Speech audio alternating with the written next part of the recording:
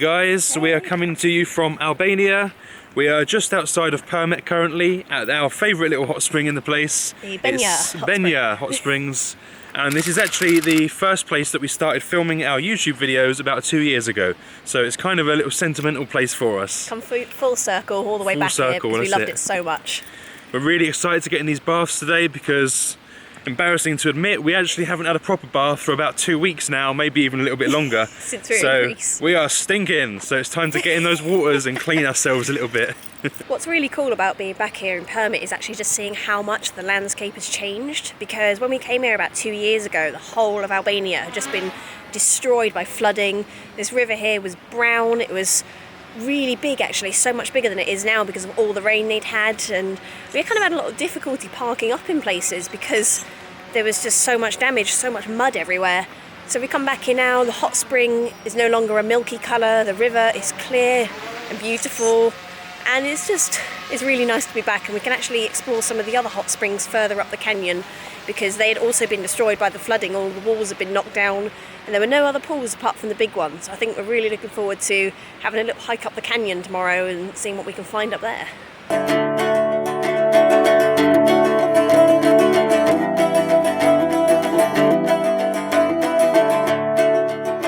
We made a new four-legged friend. Oh, you're so wet and muddy. She stayed outside our van all night last night, waiting for some food. But mostly she just wants attention, don't you? Yeah. You can't come in. You're muddy.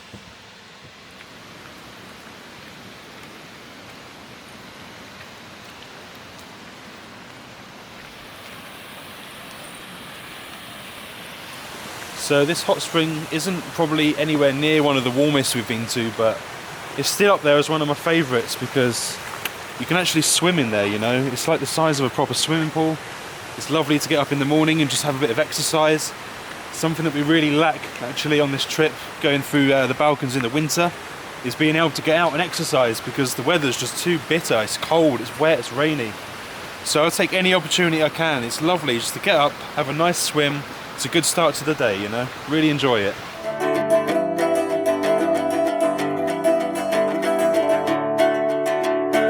All the Greenlanders turn round. Every day the sun is beaten down. The upper lip is held. So the pool here is only around 30 degrees. We measured it the first time we came here, but because of its size, you know, you can swim in it, and this just amazing location. I think it's got to be one of our favourites. It brings back really fond memories of our first trip to Albania, crossing these like horrendously snowy mountains in Greece and then arriving at this beautiful hot spring, and it's really nice to be back here actually. It's got a special place in our hearts. Like a badger, a scar or a frown. You swim or you sink and you drown. The deep blue sea. We were fortunate to have enjoyed the peaceful thermal waters of Bënjës all to ourselves during our stay. A much different experience than if you were to come in the summer, when hordes of Albanian and international visitors flock to the area to camp, enjoy family barbecues, and take advantage of the water's natural healing properties. Jumping at feet.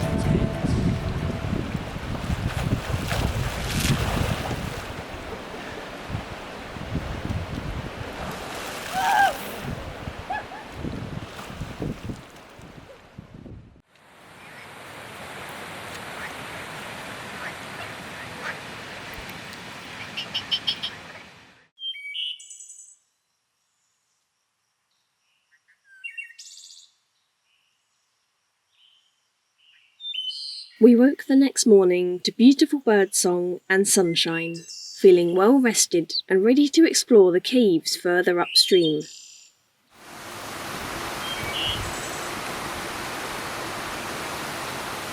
It's a proper bunker.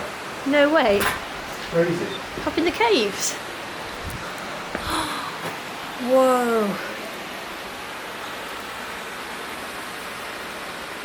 Oh my gosh, how old do you reckon that is? This is so cool. Not sure if I trust this flooring. There's a bed and chairs. What that is, an ironing board? That's nuts. Whoa. A bed? Well, a mattress on the floor. And it looks like it's been properly paved, look, like deliberately. Oh, like coat hooks up here. A curtain for privacy, I guess. I mean, it must have been pretty warm here in the cave. Secure. Ben just suggested that maybe this cave was used by the men who were carrying stuff up the mountains with their mules back in the day. Probably not so long ago, because they still do that these days. I'd really like to know more about this. Pretty spectacular view from your windows if you're staying up here. And a nice hot morning bath. I think I could move in here.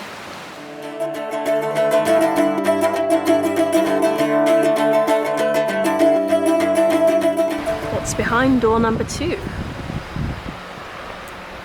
Whoa, whoa. Well, I wasn't expecting that. It's enormous. Pretty solid too. What are these things?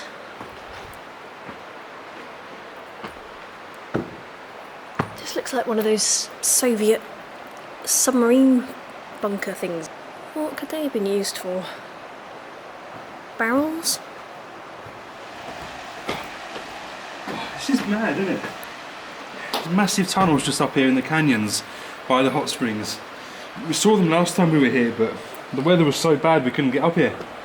But what is this? Looks like it was for holding like huge barrels of something, or... Yeah, Raki maybe? Raki. I don't know. I want to know something about this place, but there's nothing online about it. No. There's one more tunnel just a little bit higher up. Shall we try and get to it? Definitely.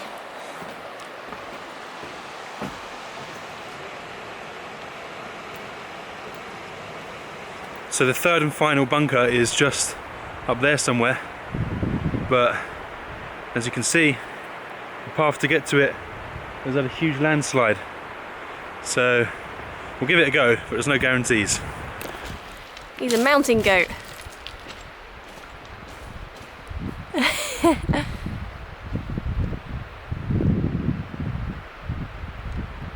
It's my turn. Oh my god. Made it look really easy.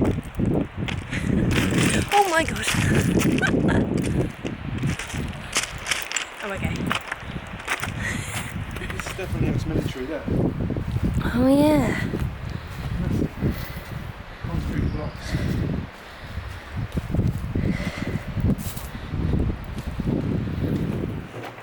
Ooh.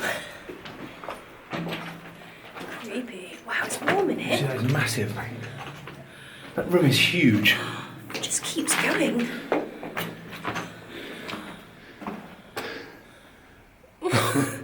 I mean, it's so black in there. Oh, the camera can pick it up.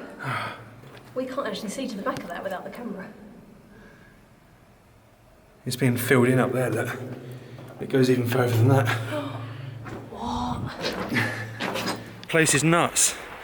It's so inaccessible, and there's nothing here. I don't know what point there would be for the military to even have this here.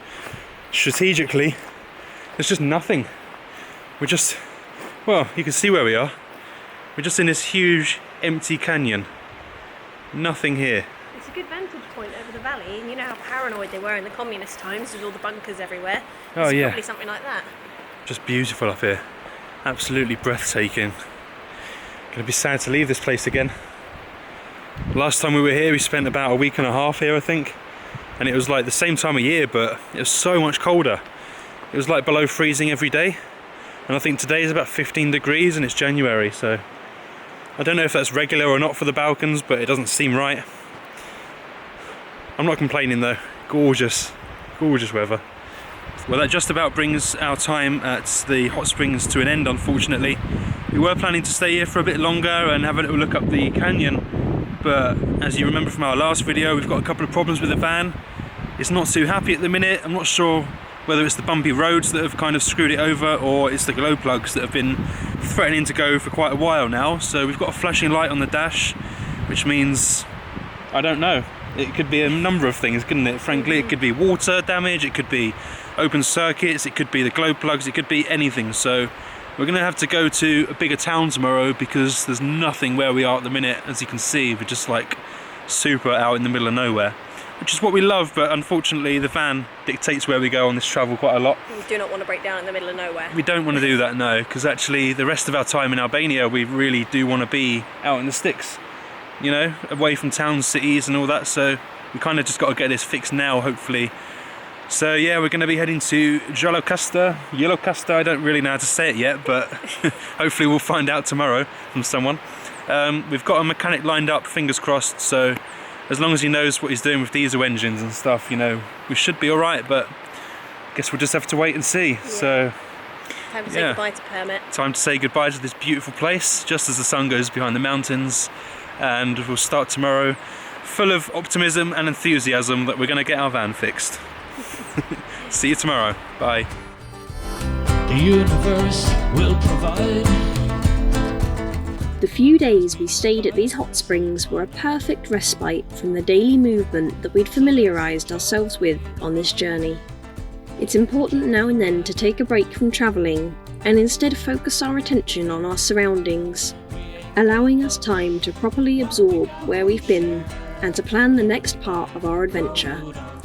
We would miss this magical place when we left, but we were anticipating the next leg of our journey, and we were excited for what else inland Albania might have to offer.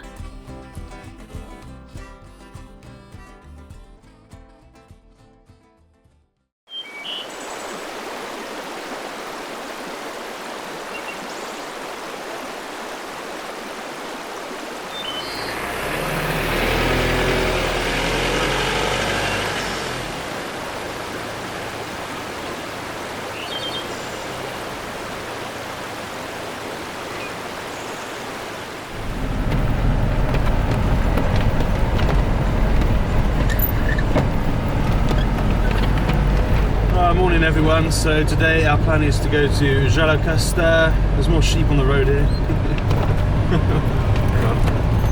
I'll do it in a sec. Too much Albania going on. Yeah. Good morning everyone, so today we're going to be heading into Gjirokaster. I'm going to say that differently every time because I'll eventually get it right. We're going to hopefully try and get the van fixed, but we're not feeling overly hopeful because this is a country of petrol cars and Mercedes, not of diesel LDVs. So we're going to have to just wait and see what happens today, but we kind of know what the issue is, so if they start tampering with the starter motor or the alternator or something, we'll tell them to stop because we kind of know and we don't want them to break it even further like mechanics tend to do.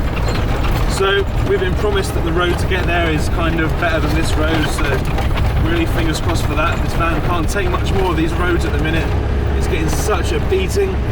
It's about 30 kilometers away, but we've got to go around a big mountain, so it's actually double. It's about 70 kilometers. And at the minute, all we've seen on this road is livestock.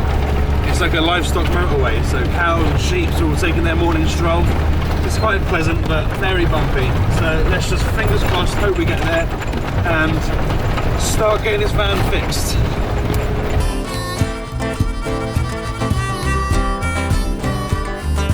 It was a beautiful winter's day. The air was crisp, but the sun was warm. We slowly made our way west, circumnavigating a large mountain, relishing every moment as we absorbed the otherworldly scenery that was all around us. Our first task when we arrived in Gjirokaster would be finding a mechanic. Luckily, we'd arranged to meet a taxi driver in a Mercedes who would show us to a garage. Unfortunately, in Albania, every car was a Mercedes. Just gonna park somewhere where I can in a minute. Well, we've just arrived in the city. We've just got to wait for someone to come and show us where the mechanic is. Really lucky to have people that want to help us here. Makes the whole process a lot easier for us.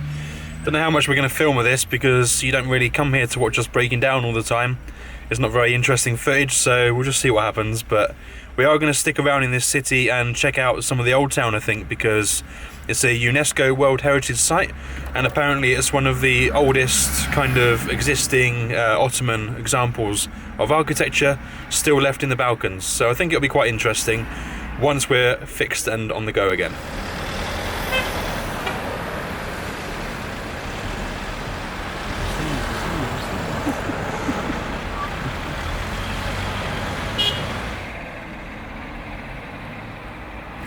Our taxi escort has arrived.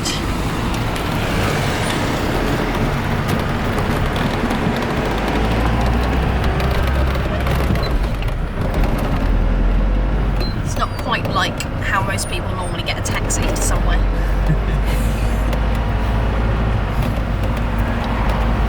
Let's see where it takes us.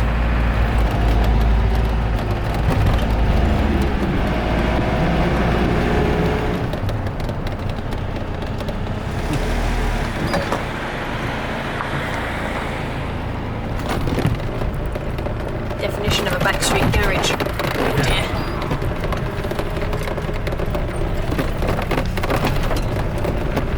Do you think this road is a test? Like, if your car can make it down it, there's nothing wrong with it? Yeah. Oh, if you can make it back up, it's fixed. Yeah.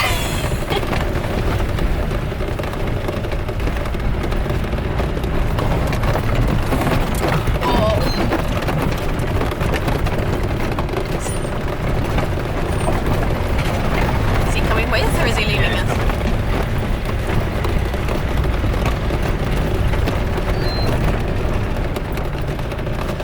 Alright. Ja potem ćemo paru ja. Okay.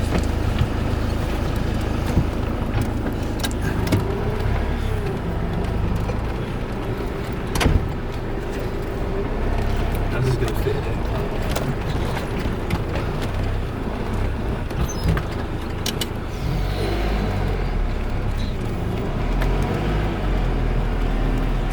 Well, they were just taking the piss out of us completely in there. That was a fat waste of time. Absolutely taking the piss. It's a good thing we know about mechanics, because I'm worried about it here because every single person, and this is Albanians included, have told us how dodgy Albanian garages are, and they're just going to try and fleece us. And the woman that's trying to help us now has just said, don't let them touch it. Do not let them touch that pump. And I know it's not the pump. we replaced it We've had last year. so many problems with this bloody fuel pump. We would know if it was the fuel pump. We really would. It wouldn't be running for a start. I mean, that's like, no, just no. Let's So just pick the biggest expensive thing we can and tell them it's that. they're taking the piss. They're totally taking the piss.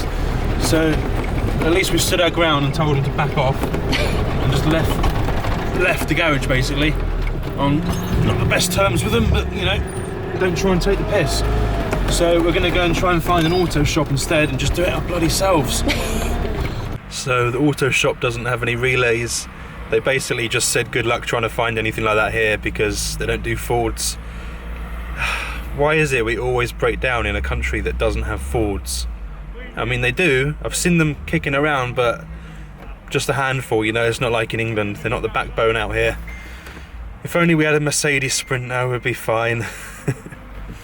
So we're just going to try and find some UK garages. DAF are normally quite helpful with this, so we're going to give them a bell.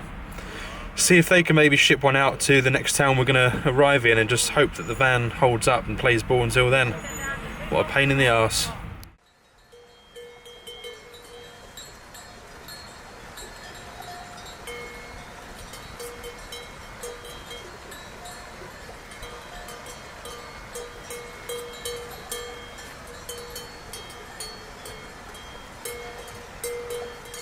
So yesterday was a bit of a hectic one, wasn't it really? It didn't really make any progress at all. As we expected, the garages didn't have a clue what they were doing, and we didn't trust the garages at all. So we gave up and we decided to just have a little look around instead. We tried to get some washing done, that didn't really work out either. We ended up kind of wasting the whole day yesterday, and we're determined not to do that again today.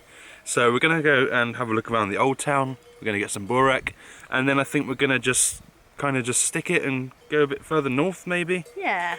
And wish for the best. Yeah, try not to break down on the way. We're heading towards Berat, and we've got two choices. One is like an extremely bumpy old road that will probably destroy our van, and one is a pretty smooth road but a much longer route. And I think you guys know which one we're going to end up taking. Yeah, I mean, we've got flashing lights telling us to behave on the van, but when do we ever do what we're told?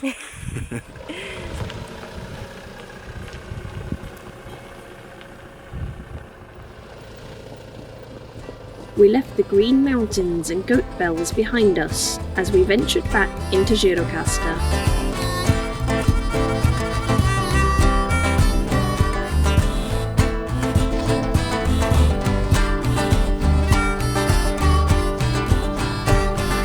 We're looking rough and ready. They're rougher, the better. Never underestimate your homo man. So we've come to the old town of Gjirokaster to start our day the Balkan way with a nice burek, and then we're going to take you guys on a lovely tour of these beautiful streets, maybe check out some of these cute little shops selling all these handmade wares, and of course probably check out the castle and some of the old buildings here as well. You'd be forgiven for thinking that the Gjirokaster Bazaar has been long since abandoned when arriving at the bottom of the main street, with renovation work still in progress everywhere. But upon arriving in the main centre, you'll find it full of life and colour, even on a winter's day. The main bazaar was filled with traditional bakeries, burektores, antique shops boasting genuine Ottoman and old Albanian articles, gift shops, traditional clothes shops, and restaurants. The shops here not only catered for tourists, but also the many residents of the old town that still live here to this day. He's heading for the cliff. 3 lions roaring on the breeze.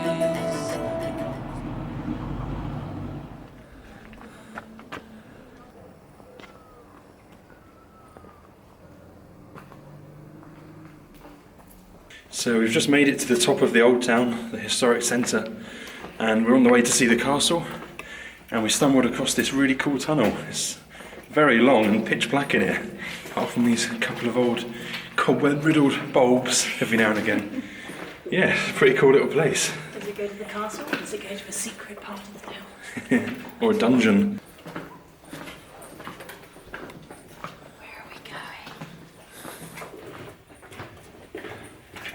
So just stepping through that tunnel, it just felt like we were kind of stepping back in time a bit, didn't it? It does, yeah. You come out the other end and it's like the old town, you know? We've just been in the old town and this feels like an even older town. You can't even see like the modern city from here now. It No. feels like you just step back like several hundred years. Apart from this car that's parked up here that shouldn't be here, I think. It's all very ramshackle, you know, you can hear goat bells in the distance and you can smell wood fires, and it's just got this real calm feeling here, actually. It's beautiful. And that sunlight is amazing. It's been like consistently -6, -7 every night for the past week or so, and today it's 16 degrees and we're literally melting. We just can't handle the heat. Everyone here still thinks it's cold and we're just like dying. It's crazy heat, man. So in the summers they get like 40 odd degrees in Albania, don't they? But yeah, so this feels cold to them. But yeah, this is lovely for us, perfect. Actually roasting now, because as with all old towns, they're always built on hills, and the fortress is right at the very top of this mountain or hill, whatever you want to call it. We're nearly there now, but just a little bit more walking, a few more steps and we'll be there hopefully.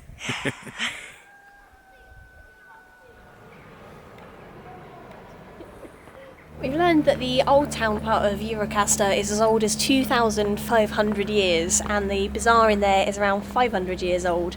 And the reason it's so well preserved is because not only have UNESCO been encouraging them to rebuild and preserve the buildings, but also the communist dictator Enver Hoxha, who used to rule Albania up until the 90s. This was his birthplace, and so he had an interest in keeping this town very well preserved, and that's why it's such a great example of early Ottoman architecture today. We'd almost made it to the castle, but had just one more obstacle to overcome. A very sweet vendor selling mountain tea and herbs. We were persuaded into buying a bunch of linden flowers. No, you pick Albania, no? Ah no, chai is good. Mira. Okay, faleminderit. Faleminderit. Okay.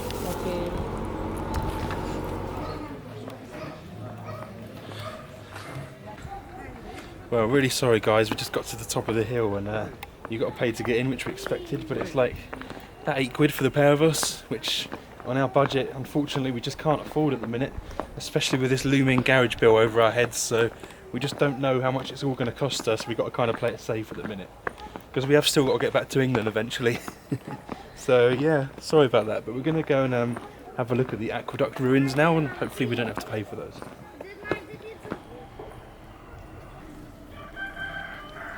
It's fascinating to see how they've preserved all of the Ottoman traditions in this area. For example, you've got all these restaurants serving these traditional dishes of vine leaves, moussaka, börek, baklava, all my favourites. All the shops down there, they may be souvenir shops, but they're selling these gorgeous hand-woven rugs and bags from the local area. There's greengrocers and markets all in these repurposed old buildings with these huge iron gates and things like that, because people still live up here in all these old buildings. There's buses that come up regularly every half hour or so. They're not tourist coaches, they're just the local buses bumbling their way through these cobbled streets, and it's so cool to see. It's a beautiful place. So we couldn't actually find the aqueduct, and we couldn't get into the castle either, but we really hope you've enjoyed our tour of Gjirokaster. We've really had a good time here. Met some cool people on the way and seen some amazing sights. Yes, exactly. Yeah. So I think it's time to turn the camera off, walk back down this massively steep hill and go and find the van.